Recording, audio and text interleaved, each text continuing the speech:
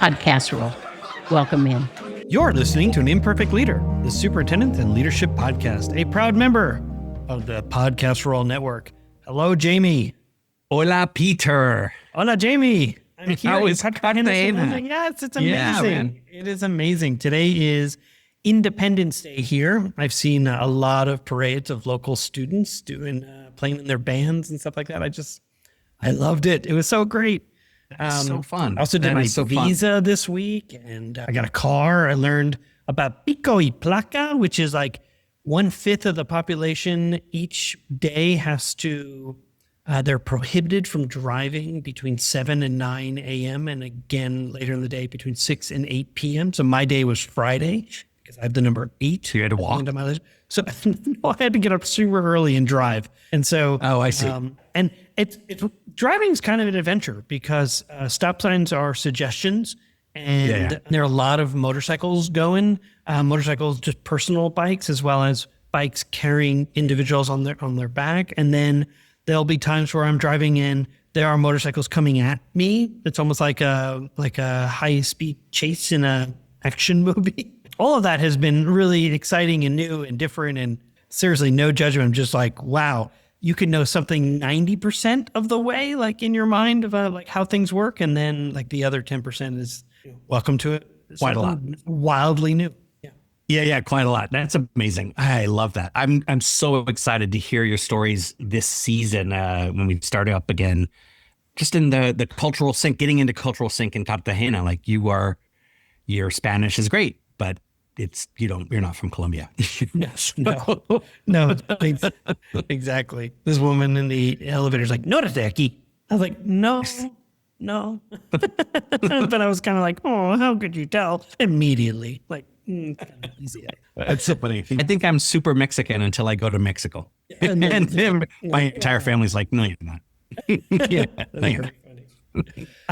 So this week, what I'm doing though is because teachers are coming back soon, every teacher wrote a note about their goals, like what reflection on the past year and then goals for the coming year. And so I'm writing down just a kind of a prompt or a question to sort of dig into and learn a little bit more.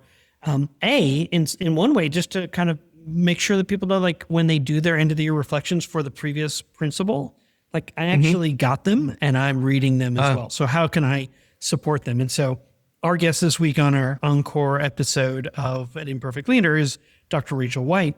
And she talks so much about this human-centered approach. And to me, I think there's nothing more human-centered than saying, I see you because of what I've read about you. And to thank each of them for being so incredibly vulnerable and honest about where things went well and then where things fell short for them. So I'm super excited.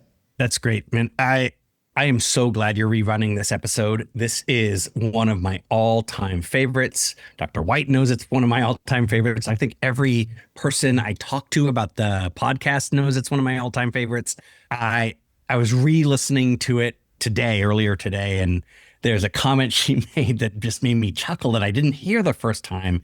And that was when she said, I didn't even know research could be a job. And I'm like, neither did I. I didn't know until you said it on this podcast. Like, how do I do that? That sounds amazing.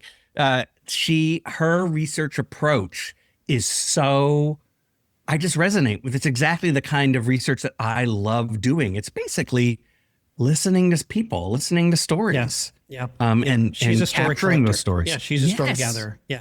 Yes. And if you follow her on LinkedIn, which I highly recommend you do, she's everywhere. She's doing so much work this summer. Oh my gosh. Totally. Totally. Well, totally. She has like the multiple photos of her with a groups of people. I know, where you're exactly. Like, what group is that? I know. And every day I'm like, geez, let's jump in. But let me also just remind people, leading a district and leading a school, it requires more than just data. It requires the right tools to help every student thrive. And our sponsor is iExcel. iExcel provides an end-to-end teaching and learning platform that supports educators with a comprehensive K-12 curriculum and real-time analysis. So if you are interested in humanizing the classroom experience, iExcel can give you those insights to lead with curiosity. So visit them at iexcel.com/imperfect. Excellent. All right, Excellent. Let's get into it. Yeah, go. Where in the world is Jamie Almanzan? I need a big red fedora, right? Isn't that she wore? Was it I was in elementary school when you could earn a little time on the Commodore 64 to play Where in the World is Carmen Sandiego if you had finished Commodore 64? I deeply remember that. He's gone from Redmond to Bend to the deep. She got to go everywhere. What was her job? What was Carmen's job? Did she just get to travel? I think we were all being prepped for the CIA. I can see that's a conversation killer. Okay, seriously, where are you right now? I'm in Portland, Oregon. Our work takes us all over Oregon. I'm really grateful for the partnerships that we've developed. This piece of work is a partnership with the Multnomah Clackamas REN, Regional Educator Network. We got into it originally to develop a leadership network for equity directors in districts in both Multnomah and Clackamas counties. And cool. People who are in that position came together to get collegial support. That was the baseline of it. Like, talk to other people who are doing this job. So many districts will often use their funds to create a very small department. It could be one person, it could be two, maybe three. Sometimes we're able to get an assistant director. Sometimes those roles get expanded to you're now in charge of the McKinney-Vento Act. You're now in charge of disciplinary hearings. You're now in charge of all these things. Can be, and look, I'm guilty, but that's why I know how it's done, because I didn't make the department large. I had a whole side of the building. So but your work with the Equity Collaborative, I think, is super important. So for those who are out there, you never talk about, you say we, and I really feel like it's important to talk about what your day job is when you're not on the podcast, is that you're doing some really important work out there. I'm lucky to have people who are interested in getting some coaching support and coaching leadership development. So supporting people to be coaches, supporting leaders, even superintendents to take a coaching stance in how they lead from a place of curiosity as opposed to hierarchy. And that can make such a difference for how people experience leadership in their system. Superintendents that do that, oh my goodness, it's fabulous. It creates this ripple effect of like, well, gosh, he's great. He or she's great. She asks us good questions. I'm like, excellent. I'm so happy that she asks questions. So this obviously makes you think about our guest today, Dr. Rachel White, professor at the University of Texas in Austin. And Rachel listens. This is her job. She listens and she gathers experiences. You're so right. She listens. And that is a big function of the work that she does. And as she listens, she learns. And as she listens and learns, she's also being able to weave in or stitch in what she has learned about the experience and what she has seen in terms of the data. And so I find this work that she's doing with the Superintendent Lab just brilliant. She's addressing the lack of comprehensive data on superintendents. She is emphasizing the role as this central hub for data analysis, insight generation, research dissemination. So many of us, as we write our master's thesis or a doctoral thesis, the work that we do it as a stepping stone towards this next part of our career. And she's saying, well, hold on a second. That is such valuable research and we need to get it out there. I love that as well. I totally agree. There were so many little ideas that I loved. Just tons. Well, I'm going to make you hold off and wait. Let me have my conversation with Dr. Rachel White. Then we'll come back together and we'll keep talking. You're listening to An Imperfect Leader, the Superintendents and Leadership Podcast. Today on An Imperfect Leader, Dr. Rachel White is my guest. And Dr. White is an associate professor of educational leadership and policy studies at the University of Texas, Austin. Rachel, welcome to An Imperfect Leader. Thank you, Peter. I'm really excited to be here. Well, I am so pleased to meet you because I don't know if you recognize this, but I've been emailing you for like a year now. And that's because I think your research interests continuously grab my attention. Every time I email you, you're so willing to engage and to explain. And for that, I'm so grateful. One incredible resource that I want to make sure that superintendents who listen each week that they know about and that you put together is something called the Superintendent Lab. And I'll put a link in the show notes. But I wonder if you could start there. Maybe tell us just a little bit about the Superintendent Lab and what you mean by, I read the tenets of revealing, humanizing, and training. Mm-hmm. Yeah, so the lab was really something that I developed because I just felt like there was no resource like this available to folks in the field. So back in 2018, I received a grant from the Spencer Foundation to do this research on how superintendents make sense of and then actually engage in state policy processes. I'm a mixed methodologist by training. And so I had promised to do interviews with superintendents. And then I was like, I'll do this national survey of superintendents and better understand how frequently they engage with state policymakers, the ways they engage with state policymakers. So I did all of my interviews. Then I was going to move on to the survey. And I thought I could go to the U.S. Department of Education's website, download a spreadsheet, and have the names and email addresses of every superintendent in the nation right there at my disposal. So I scoured the U.S. Department of Education's website for a good day, tried to find every resource that I could, and just realized that didn't exist. And so I was like, well, I guess I'll just do it myself. And so I started building that data set myself. What I did is I downloaded a list of every district in the United States and then went state by state, all 12,500 plus superintendents in the United States. So I did that. And as I was doing that, I honestly just got really frustrated because it felt like every other person that I was entering into the database had a first name that was either John or Matthew or Michael. And I was like, oh my gosh, there are so many Johns and so many Michaels. And I knew of the research about the gender gap in the superintendency, but it was just so stark when you collect nearly 13,000 names, like how many of them have those names. And so I wrote this little article based on first names, and it was like 1 in 5 superintendents has one of these names. And people were like, wow, this is really interesting. And we've never had the national data before. And so I was like, well, I'll just keep collecting it because it doesn't exist. So I'll feel some sort of need. So I've been collecting that data now ever since 2019. I have 5 years of data, and most of it is hand collected just because it is really challenging. Some states have zero data accumulated around superintendents. And then, like I said, many states delay the release of the most up-to-date data, or they don't tell you the last time it was released. So you might be able to download a spreadsheet, but it may be from May of 2020, and you just don't know. So my team does that. So that was the beginning of a lot of this work. And then what I realized is that there just wasn't a lot of data at all about superintendents. And so the purpose of the lab was really to be a central hub of data, but then also data analysis. What are the insights and innovations that could potentially come out of having this national database?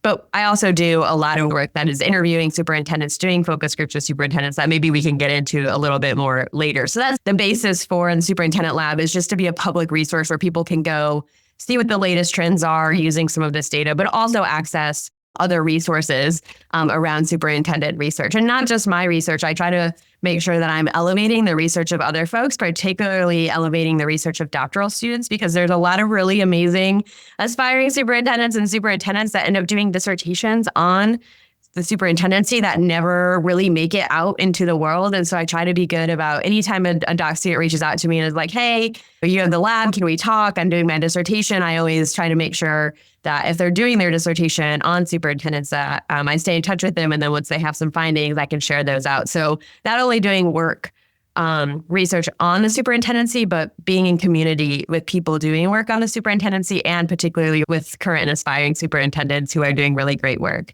That's really interesting. I think that's really important because I think so many of, whether they're assistant soups or soups who are working on their dissertations, and what they have that potentially researchers don't have is they have a relationship with their communities. And so it's very possible that people will go a little bit deeper and reveal a little bit more about their hopes and fears and their dreams and all of that for their community, particularly for those who are doing qualitative research, to really get beyond the surface and be able to then maybe, if you're doing mixed methodology, to be able to look at what does the data say in terms of the quantitative piece, and does it match what people are saying kind of piece. So I think it's really interesting. I'm glad that you're doing this work because I know a number of deans in colleges of ed who would say to me that, yeah, these dissertations are pretty interesting, could be incredibly revealing, and could move the field. And they don't really go very far because it is a stepping stone for that superintendent to do that work because they're passionate about it. And then they get their degree and they put it to the side because the work of the superintendent is pretty involved in its own right. Yeah, absolutely. So I think that also gets at those 3 tenets that you were talking about, revealing, right? I got into that, using data to reveal new insights about the superintendency and really have some data-driven dialogue to advance policies and practices. I partner with a lot of state associations of school administrators, as well as the National Association, AASA, to bring some new and unique data and insights for them to think about policy priorities moving forward. The humanizing aspect of it is the mixed methods aspect, is that we have this big national data set that a lot of people have a lot of interest in. But what I have seen is, in particular, both researchers and policymakers, and then people on the ground, there's been a little bit of a dehumanization of the superintendency, I believe, particularly in our current incredibly politicized context, where we don't see that person as someone with feelings and emotions, with a family that also has to care for their own well-being. And so the mixed methods part of my research is really important, because those stories and that humanization of the data is important. And then even with the big national data set, the humanization of that data is a big passion point of mine, because I know every single one of those data points is not just a widget. It is a person.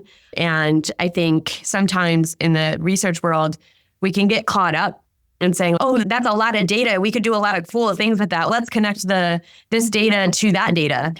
And I am very cautious about why we're connecting two data sets. I think you need to have a really strong theory of action of why you would connect to the superintendent attrition data to some outcome data that you want to collect or that's easily available. I have this mantra that I talk to my grad students about. It's that just because you can doesn't mean you should.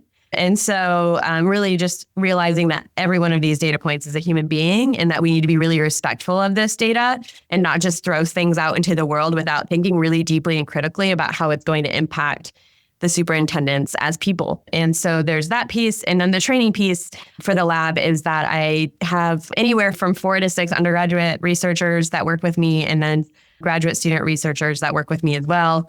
And my goal is really to provide students at all levels with really rigorous research training opportunities. I'm a first-gen college grad, and I had no idea that research was a profession that you were going to go into. And when I was at the University of Michigan as an undergrad, I did my freshman year. It's called Europe, a University Research Opportunity Program. It was for work study students, and I got the opportunity to work with a professor who did research. And I didn't realize that until now that might have been that first opportunity that I was like, what's research? And so I tried to make sure that the lab is a training grounds for people to really see that this can be an area that they could potentially pursue as a career. And I try to really bring in students, particularly from historically underrepresented groups in this area. So education policy is getting more diverse, but has been heavily white and male. And so most of my research assistants, I try to really focus on bringing in women as research assistants, but also students from underrepresented groups that identify with the LGBTQ community, that identify as Black or Hispanic, and other folks that maybe don't get these opportunities as much. If you're just joining us, our guest today is Dr. Rachel White, Associate Professor of Educational Leadership and Policy Studies at the University of Texas, Austin. So I think what we're going to do is we're going to dig into this a little bit more in the leadership model that I use to advise others, which really anchors itself into educational leadership research. There's a dimension called the leader's learning work, and that's like the mind of an organization's work. So you have the heart, you have the muscle, and you have the mind. And inside that dimension, there's this term, applying system design and structure. And your research centers around, as you indicated, a real passion for issues of power, voice, diversity, inclusion in educational policymaking and implementation processes. And then also examining the structures and policies that contribute to or counteract equitable and socially just K-12 education. And when I think about a systems design, I think about the fact that a system structure, which includes its policy, creates its behaviors. And you've been a school board member, I know, vice president of a board, and you've been a high school coach, which I think really speaks to, as you indicated earlier, that essentially that these numbers, that they represent people, their hopes, their dreams. And I think you have an intimate and real personal feeling about that because of your service.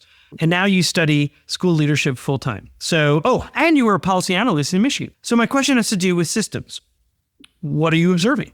Like everything from the portraits of superintendents, their relationship to their school boards. When it comes to why superintendents leave the profession, I know that is a particular interest for a lot of people. Yeah, thank you for that question. I think I love this idea of sort of heart and the soul and the mind of systems that you talk about, and thinking about the system design and structure. And for me, policy can really make or break a system.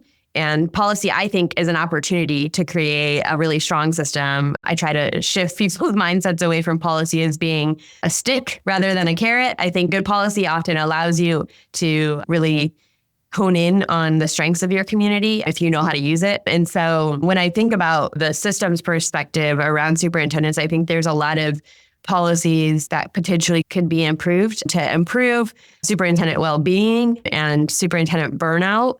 And then also thinking about inequities and inequalities in the pathways to and through the superintendency. And so when I think about the portrait of superintendents, I think there's a long way to go. I think we often talk about how the teaching workforce is 70+% women, right? Principal workforce is about 60-ish% women.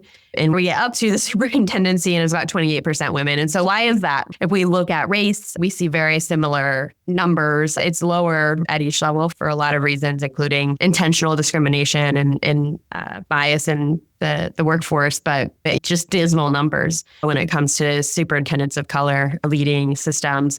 And I think that's really concerning given that, given what our student population looks like. And for me, the portrait of a superintendent, I think about both mirrors and windows. And so me, as a little girl in a rural town in Michigan where I grew up, I never saw women in leadership positions. I saw them in the principalship, right? But I never had a woman superintendent in my district. And being from a small town, I never saw women in any leadership positions, right? City government, any of the businesses in town. Very infrequently did I ever see a woman leading something. And so what does that do to a little girl's psyche in terms of knowing and understanding where they're welcome and what sorts of careers they maybe should pursue that seem feasible? And so right. And what the community seems to be suggesting about what is your place? With your place. And I imagine that you also then encourage others to think about who is working in the role of nutrition services, who is your custodian, and what are their identities that they bring to that place, and what does that suggest to children about who leads and who doesn't? Yeah, so that would be the mirrors part of this. You can see yourself potentially in others who are leading, and so many of us don't see that. And then the windows piece is the people that are leading that others can understand the world through them, right? By looking through them. And so if we have a Latina woman leading a school district, like she's come to that position with very particular life experiences, she may think about policy quite differently. And she is a window to help others see the world through her experiences, right? And people will never be able to truly understand her lived experience, but they help them understand why they may change the dress code to be more inclusive and culturally respectful and responsive to students. And so I think about the portrait of the superintendent through this, the importance of windows and mirrors. And right now, we don't have a lot of either because in the superintendency. And of course, we want the best people in those positions. And people sometimes push back on that. Don't you just want the best person? And I said, yes, absolutely. And I think there are so many women and so many leaders of color who are the best person.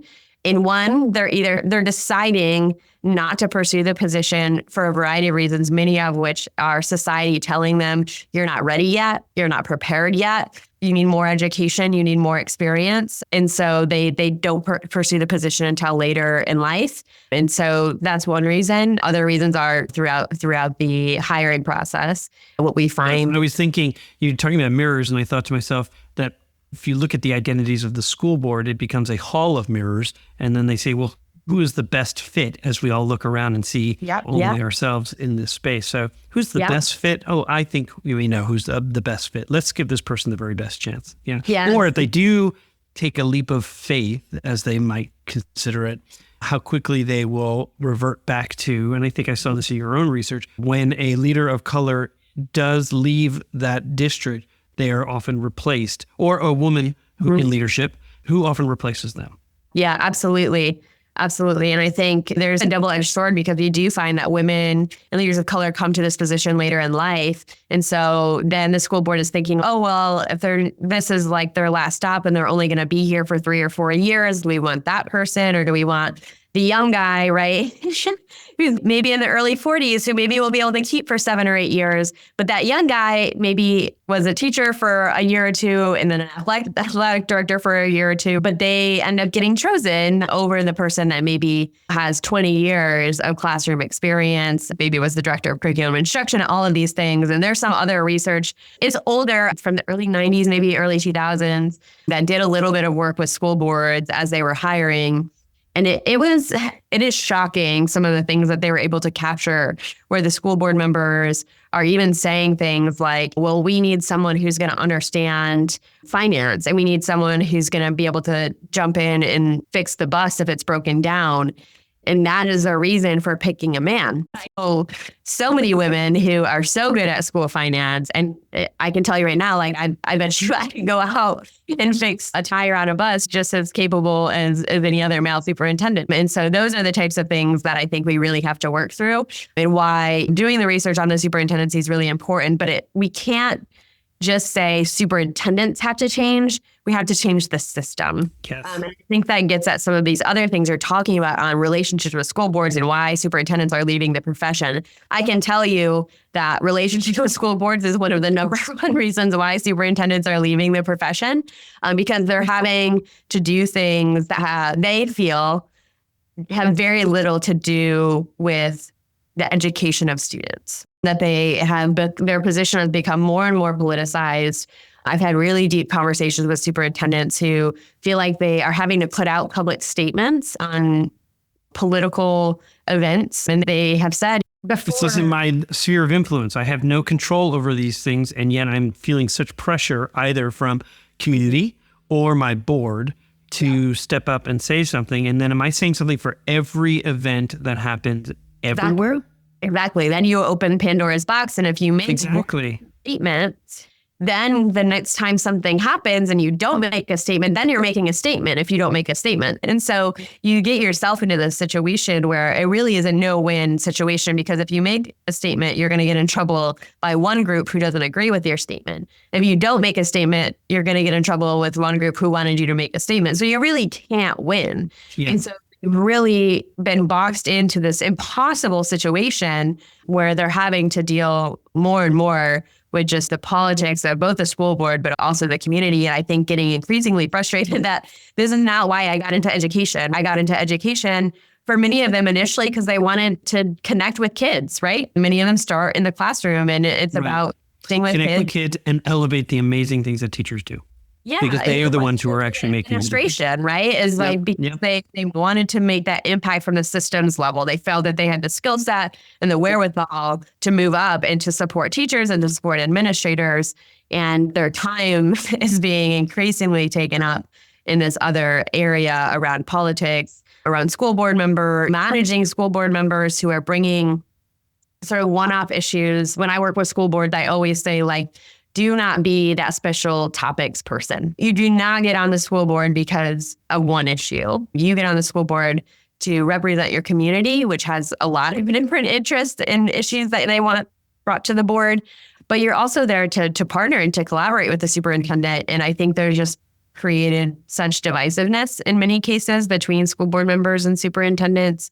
And that has shifted a lot of the reasons why superintendents are leaving. So within the national data set, we do have qualitative data, and that's one of the unique and what I think is really powerful parts of the National Longitudinal Superintendent Database. So anytime a superintendent leaves, the team of researchers, we do as much research as possible to try to identify public sources that will help us better understand the departure from a public perspective. I want to put that caveat out there because everyone has their own personal story about why they left, but the superintendent is a really public position. And so I think it's important that we know what the public knows about superintendent departure. We code whether or not the superintendent retired, resigned, was fired, or non-renewed. Unfortunately, we have to code for things like death and arrest or conviction. So we do that set of coding. And then we also code, when possible, around whether or not the departure of the superintendent was what we call ostensibly amicable. So from public sources, it seems like they announced their retirement, they had a parade, they got a plaque and a little ceremony at the school board, and like everything, not that everyone was like happy or sad or whatever, right? But like in general, it's amicable. And then we have another code that's called attrition that happens in a politicized context or contentious environment. And so we look for keywords within the public sources like separation agreement, that the superintendent left under conditions that can't be discussed, vote of no confidence from a teachers union, from a school board. We look if there was a change.org petition circulating. Those are increasingly happening around the superintendents. So anytime that happens, we code the attrition event as politicized or contentious. Not that the superintendent did anything that was political or contentious. It's that the attrition occurred in a context that was politicized or contentious. What we're seeing in that data is that superintendent attrition is increasingly taking place in politicized contexts or contentious environments, and that it's not evenly distributed. That women are significantly more likely to experience attrition in a politicized context or contentious environment, and that women are increasingly experiencing attrition in which there is contract non-renewal or direct firing. And if you look at the reasons why and the behaviors, it's sexism, right? It's discrimination based on gender. And so because it's not like they're committing crimes that would make them get fired. And so it's more these biases that potentially are coming into the process that are leading them to not have their contracts renewed. What does the term an imperfect leader mean to you? How does it resonate for you? For me, it resonates, and that is an effective leader. When I think about the tenets of the Superintendent Lab, the humanizing tenet, when I think about imperfect, I think about human. Every human is imperfect, and I think an imperfect leader is a human leader. And I think those are the most effective leaders because humans have feelings, they have empathy, they're able to connect with other people and understand that every single day we're going to make a mistake. And the most effective way to lead is to be able to admit that you're not going to be right all the time either. And so for me, that's what imperfect leader means. It just means that you're human. And I think a leader who can really lean in to all the facets of being human and help others lean into those facets of being human is the best leader. I want to be mindful also of something you just said in terms of women in leadership. And that question that I ask you, how does it resonate? Also need to be thoughtful of that for some leaders, they are given many more opportunities to be imperfect. And I just want to be thoughtful and mindful based on what you said was so powerful in terms of who gets the second chance, who is more likely to be dismissed prematurely, and not to lose sight of those inequities that exist. Absolutely. The voices of the women in the field are so powerful. And if you just brought in a group of 10 superintendents who identify as women or who identify as Black women or Latino women, Asian American women, like if you sat on a podcast with 10 of them, they could tell you stories for days of how they have been dehumanized and the ways in which they feel like they have to be perfect. And that is such a weight that sits on their shoulders every day because they not only feel like they have to be perfect for their own job security, because they know if they make one mistake that people are going to be on them like vultures, right? But they also feel like they have to be perfect for the people coming behind them. And that if the people behind them that look like them are going to have a chance, the people in those positions now feel that weight of having to be quote unquote perfect in order for this to be able to continue. And that should not be an additional burden that women and leaders of color have to have on their shoulders all of the time. Just because, a woman came in and they didn't match well with that culture of that school district, right? And it wasn't because of the chromosomes that are in their body, right? Like that's not why they matched well or didn't match well with the district. It had nothing to do with that. But so frequently as humans, we see, well, we always had a man and then we hired a woman and this happened. So it had to be because she's a woman. But in many or most cases, it has nothing to do with that, where we all just are humans.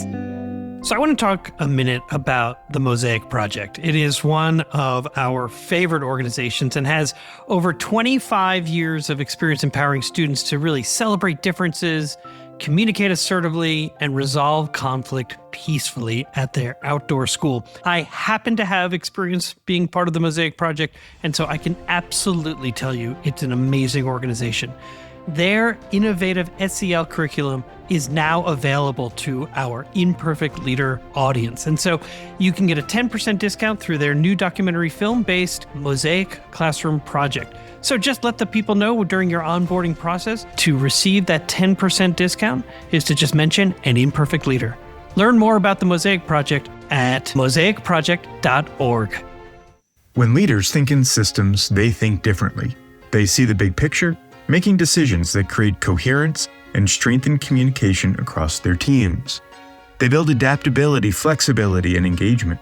Every day, school leaders face complex challenges, from student engagement to staff alignment. What if your team could see those challenges as part of a bigger picture? That's what happens when you think in systems.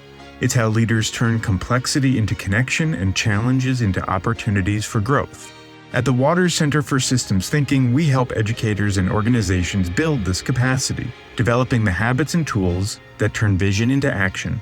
Think differently, think in systems. Sign up for our webinars, free resources, or a consultation by visiting our website, which you can find in the show notes.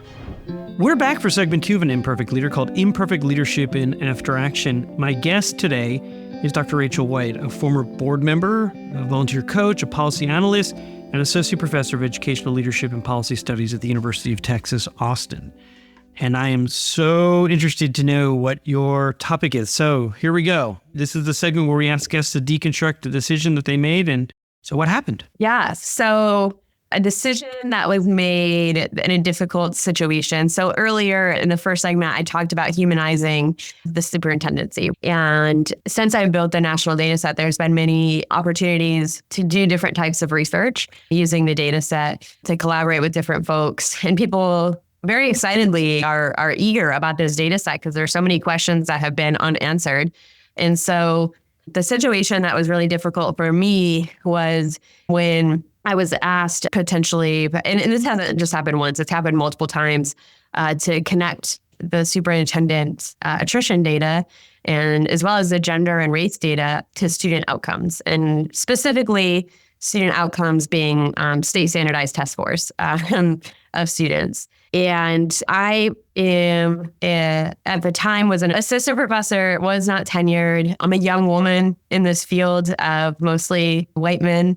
And I was at the University of Tennessee, and people with so much more accolades than me were interested in the data set. And that was really exciting for me. But I really had to, it was a really difficult moment, and it felt like a really challenging career moment for me, because I don't know if listeners know, but like when I go out for tenure, I have to have external reviewers from all over the United States that I actually can't have any contact with beforehand.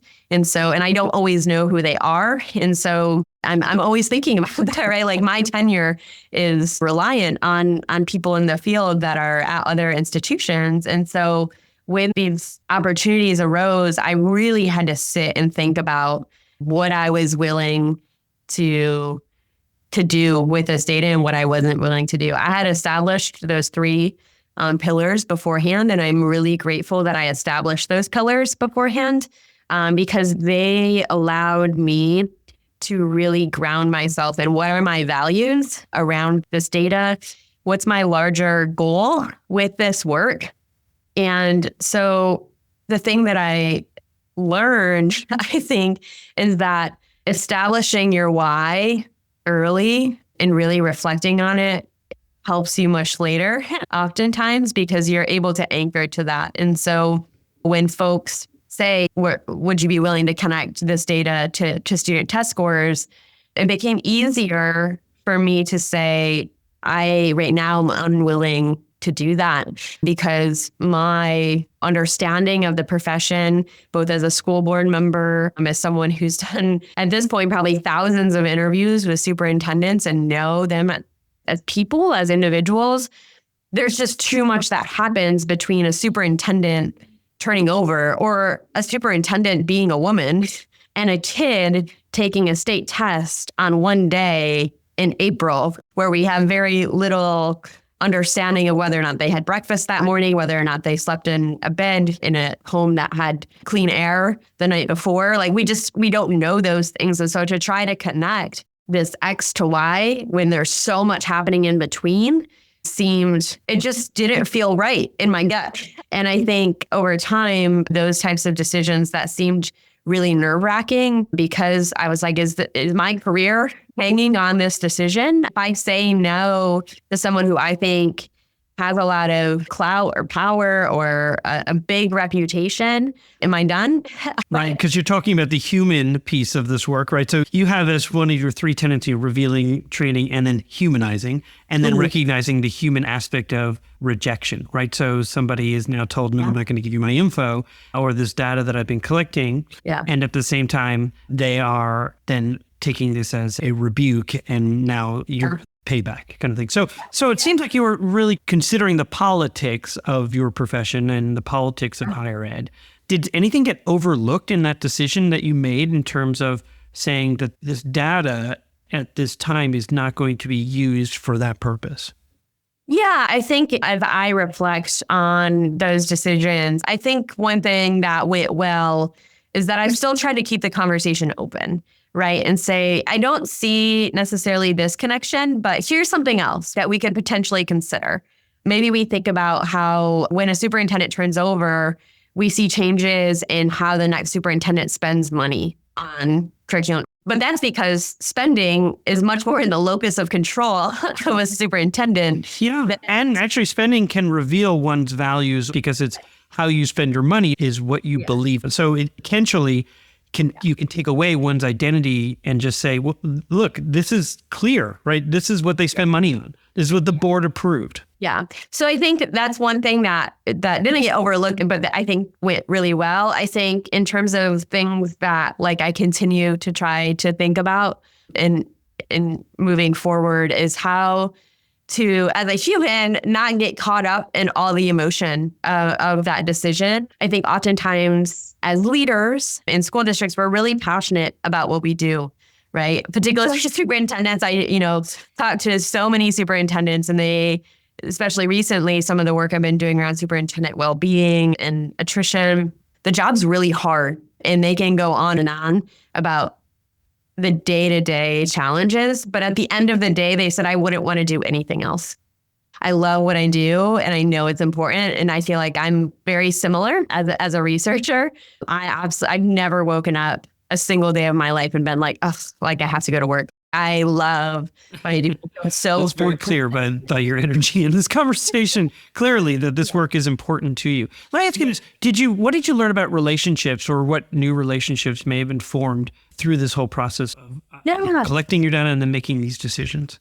For me, relationships are everything. And I think doing the mixed methods research is really important for me, because it helps me see and develop relationships with the people in the field to truly understand what's going on. I could look at newspaper articles all day and read them and try to understand the reasons why superintendents turn over, but it's being in the field. It's going to the state association, a school administrator conferences, right, where I get to sit at tables with superintendents and hear the challenges they're experiencing and the joys they're experiencing. Like, it's not just about what is pushing them out, but what is keeping them there, and what is keeping them in their district, but also what's keeping them in the profession. I've been to many state associations, women's conferences, and it's those relationships with women that are in the superintendency have been so critical to not only the way that I see the data, but those are what actually inform the next analysis. And so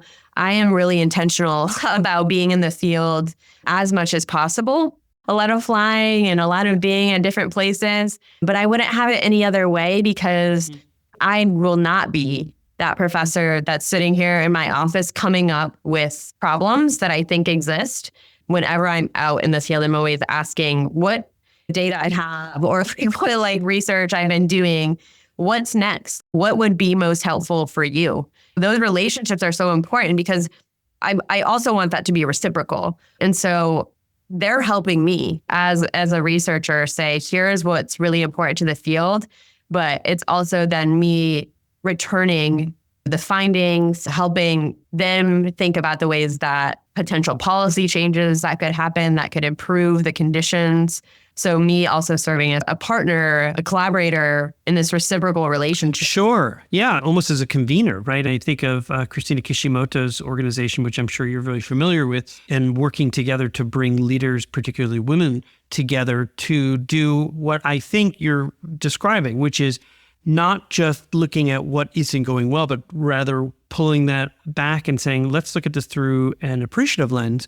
What's going well? How do we get more of it? Because it's through that continued success that we will success breed success kind of thing. And it seems like that's where your research is going. Yeah. Actually, the Superintendent Lab has a formal partnership with Voice for Equity. With Great. That was good. And I think that's the other thing about relationships is that it took a little bit for me to decide how I wanted to engage in those partnerships and what was important to me in formalizing a partnership. But with folks like Christina, she is someone who is so human. From the first time that I met her, we met at a little cafe in Raleigh, North Carolina. And within 2 minutes, I was like, she is the real deal. She's so genuine and she's very open and honest about she's there to elevate women, and particularly women of color in this profession. And she has so much empathy and she's brilliant, right? Like she's been in these seats before. She knows what these superintendents are experiencing. And so that relational piece too, even in these partnerships is really important in terms of who I've been able to partner with and develop really trusting, deep relationships with. And Christina is one of the best. Before we end, I'd like to ask just one last question. And that is, in so many communities, the school district is the largest employer. And when legislation is being proposed at the state level, legislators will seek the advice of their superintendents. And superintendents they're not necessarily comfortable. They don't know how to engage their legislators around policy, around legislation. And so I wonder, what's one piece of advice that you would give to them? One piece of advice is be confident. Know that your experiences, the stories that you can tell, the personal stories that you can tell from your district are really powerful in the policy process. And so I have a couple pieces of research out there that show that state policymakers want to hear from you. They have said that. They want to hear from you. And then I think just quickly, the second piece is don't be a no person. When I was working with the Michigan Association of School Administrators, that was the important part of policy engagement is that you can't just contact your legislator when you're mad or when you don't like a piece of legislation. And political party aside, right, you have to learn to work with your legislator, but not just your legislator. You got to learn to work with the members of the education committee and the chair of the education committee, whether or not they're your legislator or not. If they're chair of the education committee, they're chairing a statewide committee and you need to be in contact with them because they want to hear from you. That's such great advice. That's really good. So don't just be a no person. Be in contact with them all the time. And even if you don't always agree with them politically, if they pass something that's like, okay, like I can get on board with that, email them, call them and say, hey, thank you. Thank you for doing that. I really thought that was a good piece of legislation. That's how you build relationships and relationships that are respectful, where that they know that you're not just playing politics. You're really thinking deeply about the content of the policy, not about the political party of who's passing the policy. My guest today was Dr. Rachel White, Associate Professor of Educational Leadership and Policy Studies at the University of Texas, Austin. And Rachel, I want to thank you for a few things. One, I want to thank you for reminding us really about the value of policy and that they often reflect the community's values. And so they ought to be reviewed and examined, that once something is passed 50 years ago, it's probably reasonable to look at it again and see, does it reflect our current values? Thank you for also reminding us about the burden of being a trailblazer and the responsibility that brings. And then truly for the 3 tenets about revealing, humanizing, and training. I think any one of us can take those as values that we could take to our jobs. Thank you so much for your time. I really appreciate it. Yeah, thanks, Peter, for having me. Okay, we are back. What a great conversation. There are so many different ways that we can talk about what we just heard. So there are a couple of things. I do want to talk about the experience in terms of humanizing the superintendency. I want to talk about the politics involved in being a superintendent in terms of attrition. I want to talk about the gender and racial disparities. I think also there's a part I know that you mentioned when we talked with Kim Marshall. You talked about what is considered the best. And I have a feeling you're going to have some additional thoughts around what does it mean to be the best. Peter, that I do. I giggle because oppression is so predictable. It's so consistent. It's so the same thing. I'm like, it's like, oh, you can see that train is on time every day. No problem. Like that train is never late. Racism is doing fine. Oh my goodness gracious. What did she say? She said, that she gets asked in the research, well, don't we just want to hire the best person? Oh, I've heard that argument 2 billion times. Don't we just want, what's best? What does best mean? I must What's the say, definition so when she mentioned mirrors and windows, I had to chuckle listening to it again because I was so proud of my and when you're in a boardroom and it's a hall of mirrors, I was like, I wrote that. That's one of the few things I wrote. Peter, I did my best to catch up and write with it. I wrote that quote. I was like, that is dead on. That whole board, they just look at each other and then they say, Is the board is a mixed political board? Even forget just politics. How about mixed gender, mixed race? As mixed as you can, better. It certainly will make meetings longer. That's for sure. But man, what an opportunity to connect across difference. What an opportunity for multiple ways of thinking. This reminds me of a district that we work with, again, here in Oregon. I remember we were coaching them and they were shifting policy. They were looking at their retention rates, hiring and retention rates. And they decided to set an audacious goal to have their new hires match the demographic of the students they served. And they were pretty much split, 50% white, 50% Latino. That's pretty much the district that they were. And so one of the early hires in this process after the goal was set was they had a front office in the district office. The main person at the front desk was retiring. She had been there, a white woman who had been there forever, loved everything. Great, she's wonderful, but she's leaving. So they have to hire a new person. And it's very clear that the woman who's retiring says, you need a Spanish speaker here. Half the families that come in speak only Spanish, and I'm basically useless for this thing. So they say, you're right. This is really important. So they go through the whole process. They interview a bunch of people. Comes down to a Spanish-speaking person and an English-only speaking person. Spanish-speaking person, bilingual. English-only speaking speaks only English. But the English-only speaking person is from within the system and knows everything that job basically needs to do. Bilingual person knows nothing outside of the system, knows nothing about how the job to do, but speaks Spanish. And they debated forever. Like, well, it would be so much faster if we just picked the person who already knows how to do all the things. Right. But earlier you said it was most important that the community that you serve is represented by this person who's sitting in the front. And that person who's totally qualified, the English-only person is extremely qualified in everything, except she's terrible at speaking Spanish. She's literally the worst possible choice. Why are we diminishing the very thing that we said is the most important? And that shifted their mind. They really debated and they hired the Spanish-speaking person because they decided, actually, I think we can train this person to do this stuff. It'll take longer, but the thing that we're struggling with, we no longer have to have a second person in the office to translate. And they hired a Spanish-speaking person. How did this conversation with Rachel, how did it make you think of that story? Because that question of, don't you just want the best person? What's the best? What does best mean? They changed their hiring policy in that district to require bilingualism in any language for positions. And it shifted the entire experience for the Spanish-speaking families in that district. I love this story. It makes me so like, wow.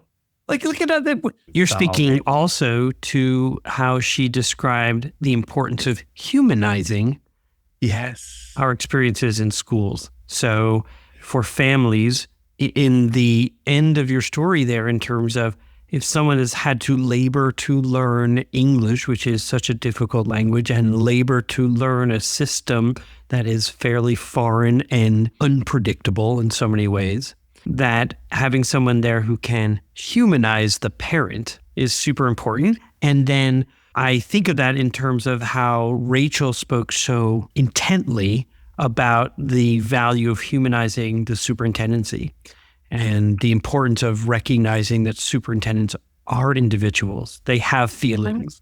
They have families. How did all that make you feel? Oh my God. Are you I'm like, kidding? you as a superintendent, I'm so interested in it. It's like, that must have made Peter feel so good. What did that make you feel? You know, it's interesting you should say that. It definitely made me feel seen. And at the same time, I realized in some ways that I'm still working through some stuff. But we're going to have to unpack that on another episode. So what else jumped out to you? What I loved, what really got me jazzed was, well, first, the data about 28% women in the superintendency, and then the numbers being even lower for people of color, for leaders of color. And then the comment about many folks coming to that position later in life. And I was like, no crap. Internalized belief systems that I'm not prepared yet. I'm not smart enough yet. Then they struggle forever to get a superintendency, finally get a superintendency, only to be ousted quickly and replaced by, what did she say, the athletic director? She definitely, oh my goodness gracious, so horrible. had no fear in terms of telling us exactly what the data say. And With John, Mike, and Eric? Was it John, Yes. Mike, and Eric or something like that? that had to be so astounding to her. To your point, though, in terms of being replaced, she said, this is a quote I wrote down. And so what we're seeing in that data is that the superintendent attrition is increasingly taking place in politicized contexts or contentious environments. And that it's not evenly distributed, that women are significantly more likely to experience attrition in a politicized context or contentious environment. And that women are increasingly experiencing attrition in which there's a contract non-renewal or just direct firing. I have friends who absolutely have gone through this as brilliant superintendents, incredible track record, what a legacy for their communities, and absolutely were unceremoniously dismissed and then asked to continue to help the new person with their transition. To me, it was astounding. She said, every one of these data points is a human being. Let's not just throw these things out into the world without thinking about that impact. That is a person, not just data points. That's right. I thought, Yes. I also love the way she started to realize, no, I'm not sharing that. No. Yes. Wasn't that amazing? And she weighed the fact that, hey, look, I need to get tenure. The way that this game is played is that my file is going to get sent to people who do similar work. And if they are individuals who have asked me for my data and I have said no, what might happen in terms of their own recommendations about the work that I do and whether or not it's important and how that might impact getting tenure. Yeah, that was interesting. And the system stays pumping along. No problem. She's weighing this thing. Have to get tenure through this system that isn't directly opposed to what I believe would be the most humanizing way to support the research that I created. The last one that I thought was really, that touched me was about policy. When she talked about, she said, good policy often allows you to hone in on the strengths of your community. And it made me think of the difference between school boards and leaders that set policy based on what they care about, as opposed to policy opposes things. It's stated about like, know that, know this. When you state it the opposite way and you say, we care about X, it's almost as if it's what I would call a positive prime. It's that it causes us to think about all the ways that we can make X happen, as opposed to go looking for all the ways that we need to prevent Y from happening. Yes, and she brings this role as a researcher and then also as a former school board member, as well as a previous policy writer for an association. And that sort of three-legged stool of experience says to me, she has such credibility when she says, hey, superintendents, you can't be against everything. And you have an obligation to thank your legislators for when they do something that you agree with, because they cannot only hear from you when you're opposed to something. God, would love to hear that statement. I hope my colleague Greg Meyer, who has been listening to all of our podcasts, hears that part of it, because I was like, and when you do that, you get a person who is going to remember you when they're having the conversation in the legislature. That's going to happen. So good. I totally agree. I love hearing from Greg each week. I actually feel sad when I don't immediately hear from him. All right, we've done it. This is An Imperfect Leader, the Superintendents and Leadership Podcast. I'm Peter Stiefelman. And I'm Jamie Adlanson, and we will see you next week. Hey, Jamie, see you next week, folks. Yeah. Okay, bye. Music for An Imperfect Leader was written and arranged by Ian Varley. Sam Falbo created our artwork, a wood print-inspired Daruma doll butterfly. Remember, imperfect leadership is not a scarlet letter. It's a badge of honor. It recognizes that serving as a lead learner is about being a vulnerable leader, an empathetic leader, a compassionate leader. And I'm proud to be an imperfect leader. Please join us next time for another episode of An Imperfect Leader, the Superintendents and Leadership Podcast.